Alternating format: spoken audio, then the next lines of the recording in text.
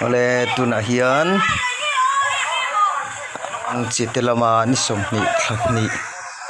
komsang ni somni pahni Sunday tlaya thil thleng kha kan riak don ani hei an ri lai maya a thenin korlum man lo phela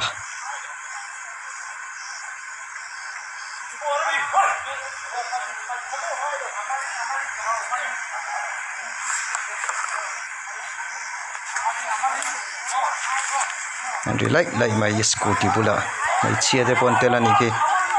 ki mày chia nên chơi là car sinh hạt chú aza ot lẽ mày ngava pet sama sao là tu hiền aru kina là anh về nghe chú anh rin omai anh thek khá hà lòng mày hết là mày tập anh kalpel phải sẽ là có sinh hạt chú phus lẽ mày vai phi mà chẳng tu nu te chẳng tu paten langsar ang lar ma hian a kor ha ko a langsar bi khle le nga la chin chi ol takani an mel ta chu te chu chin takina lang thei lova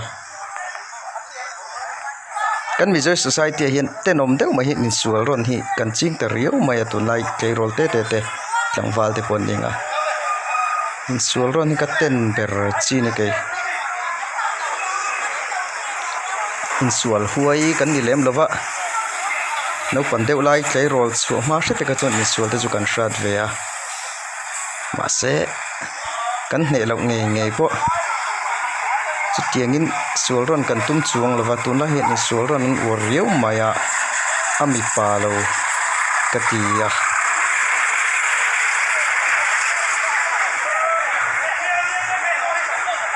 ki pakhatina ferina du anioma a ferina du thu soya koran phel supa an borang lui fer chun ngam chi lo te boni mai theni nge ni kor phel ki a fer ati an ngai zo nge ni kor phel hi fer ti na an ngai jok te poni mai thei a ki a dola benga six pack an ni mai thei six pack chu lang chi lo na nung lama langa ma se dulan ben vel da na ka chun gym kal thin te poni mai thei ni six pack an ni mai thei ni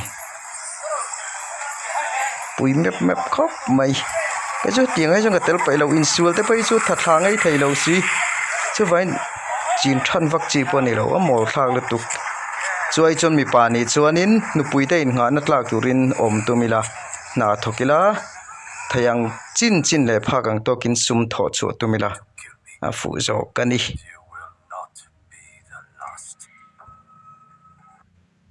a top ta